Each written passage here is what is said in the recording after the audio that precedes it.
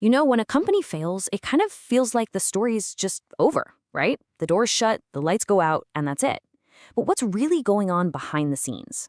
Well, it's not chaos. It's actually a formal, really structured process. And it's all designed to bring a company's life to a very orderly end. So let's break down exactly how that works. So is that it? Just game over? Not even close. The end of a company's life is managed through this process called liquidation, and it's all set up to be orderly and fair, making sure that this final chapter is written completely by the book. Honestly, understanding this is key to getting a big part of how our economy actually functions. All right, so here's what we're going to cover. First, we'll get into what liquidation actually is. Then, we'll see how the whole thing gets started. After that, we'll explore the incredibly powerful role of the liquidator, look at how they keep the process fair, and finally, see how they close the books for good.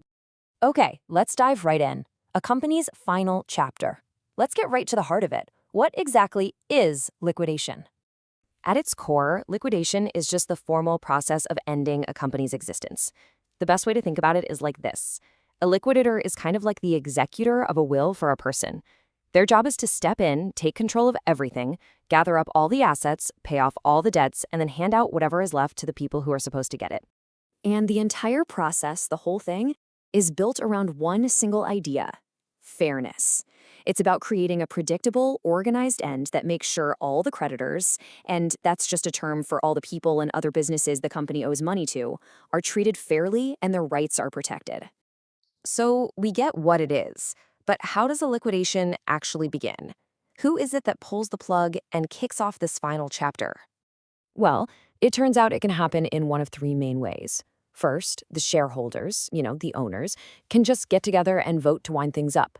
Second, something can happen that's already written into the company's own rule book, its constitution, and that automatically triggers the process.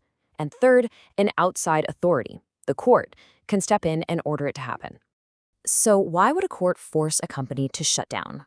Well, the number one reason is insolvency. That just means the company can't pay its bills. Simple as that. But a court might also get involved for other serious reasons, like if the company keeps breaking the law, or if it's become just an empty shell with no directors or shareholders left. And there's also this broad power the court has to just liquidate a company whenever it's simply the fair and right thing to do.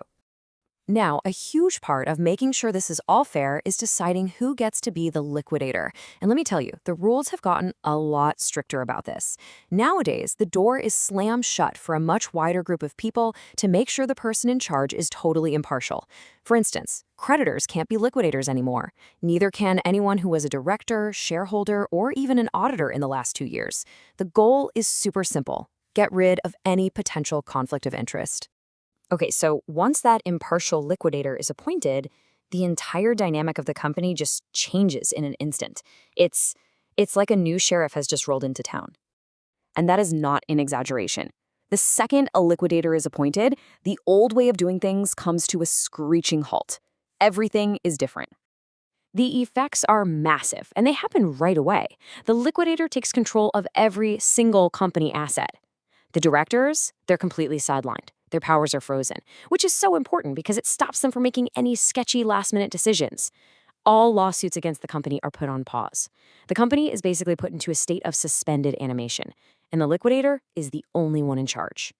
You can think of the liquidator's role in two buckets: duties, the things they absolutely must do, and powers, the things they can do. Their number one duty is to grab and protect the company's assets and then hand them out. But to get that done, they have some pretty big powers. They can sell off property, they can keep parts of the business running if that helps get more money for creditors, and they can even start or defend lawsuits for the company. And this brings us to one of the liquidator's most important jobs: making sure the whole process is truly fair for everyone. And sometimes that means they have to look backwards in time. Yeah, it's a really common question, right? What happens if, in those last chaotic days, the company made some questionable deals that just happened to favor one person over everybody else? Can anything be done about that? The answer is a huge yes, and they do it through something called voidable transactions. This is like a superpower that lets the liquidator reverse deals that created an unfair outcome. And here's the crucial part: it's all about the effect of the deal, not what the company was intending to do.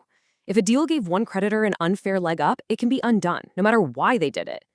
So to figure out if a deal was unfairly preferential, the liquidator basically runs through a checklist. Number 1, did this deal happen in the 6 months right before the liquidation started? Number 2, was the company already insolvent at that time? And 3, did that deal let someone get a bigger piece of the pie than they would have otherwise? If the answer is yes to all 3, then that deal can probably be voided. And get this, that look-back window gets even bigger. It stretches to a full year for something called uncommercial transactions. You can think of this as a deal that just makes zero business sense, like, say, selling a brand new company truck for $10. If a deal looks like something no reasonable person in their right mind would have agreed to, the liquidator can investigate and maybe reverse it. All right, so the liquidator has gathered all the assets, they've settled the debts, and they've even reversed any unfair deals. Now, finally, they can start the last steps to officially close the company's books for good. And there are 2 main ways this story can end.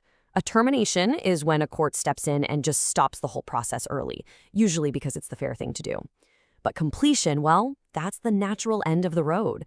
That's when the liquidator's job is totally done, they've filed all their final reports, and the company is officially wiped off the register. It just ceases to exist. You know, after hearing all this, it's pretty easy to think that liquidation is just a fancy word for failure.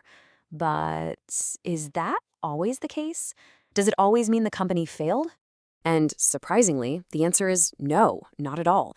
Liquidation isn't just for companies that are flat broke. A perfectly healthy, solvent company might actually choose to liquidate as a strategic move. Maybe they want to simplify a really complex corporate structure or reorganize their assets. So it can be a tool for rebirth, for restructuring, not just a burial. It really shows that even the end of a company's life can sometimes be the start of something new.